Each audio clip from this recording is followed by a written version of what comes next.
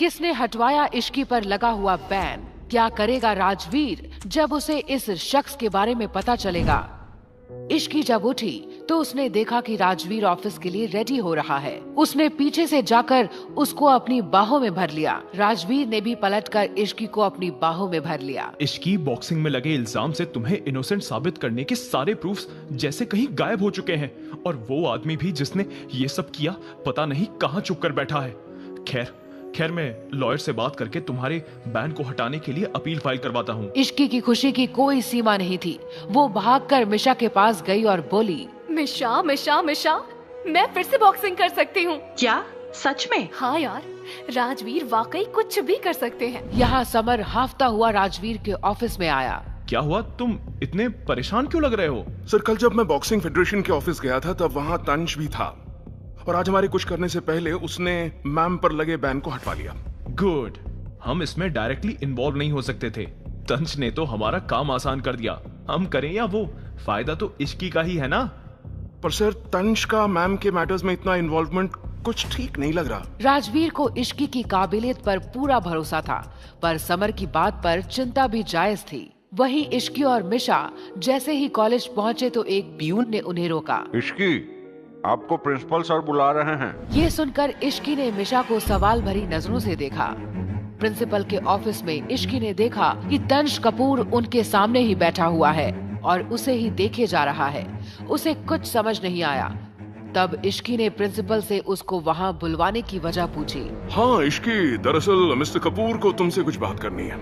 आपको क्या बात करनी है?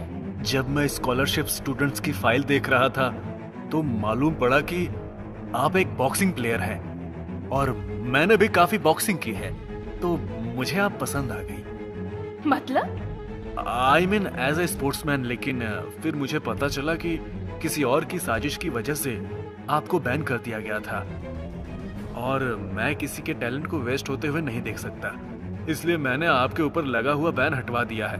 Now you are free to play. इश्की इश्की ने अपनी खुशी को कंट्रोल किया और तंश को थैंक यू बोलकर निकल आई। तंश ने तभी उसकी नेक पर लव बाइट का निशान देख लिया।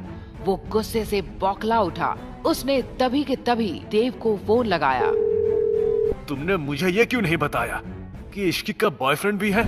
यहाँ इश्की ने सारी बातें आकर मिशा को बता दी। वो भी तंश से इम्प्रेस हो चुकी थी। अरे मिशा, वो रोज भेजने वाले का कुछ पता चला? नहीं यार, रेहान ने बहुत कोशिश की, पर वो ड्राइवर जिसने रोजेस दिए वो कौन था, किसका ड्राइवर था, कुछ मालूम नहीं लग पाया। चल अब छोड़ उसे। इश्की आज सबको अपने हाथों से बना खाना खिलाना चाहती थी। ये बात सुनते ही सारे शेफ शॉक्ड हो गए। हालांकि उसने राजवीर के लिए एक बार ब्रेकफास्ट जरूर बनाया था, पर डिनर। मैम, आप ये सब छोड़िए और बताइए कि आपको क्या खाना है। इश्की तो जैसे ही मानने को तैयार ही नहीं थी, तभी वहाँ मिशा आई और जैसे ही उसने उनकी बातें सुनी तो वो इश्की को छेड़ने लगी।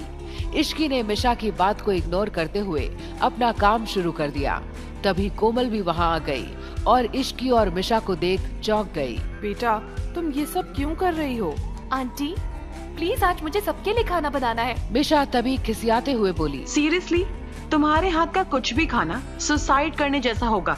मिशा की बात पर इश्की बुरी तरह से चिढ़ गई और उसने आलू उठाकर उसको मारा, लेकिन मिशा नीचे झुक गई और आलू जाकर मिहिर को लग गया। आउच! ये क्या है? तुम दोनों क्या पागल हो गई हो? लेकिन इश्की ने मिहिर को पूरी तरह से इग्नोर कर दिया और फिर वो एक अंडा उठाकर मिशा को बोली, अब बचो इससे। कौन था वो जिसने इश्की को रोजेस भेजे थे? क्या है तंश का इरादा और क्या होगा जब इश्की खाना बनाएगी?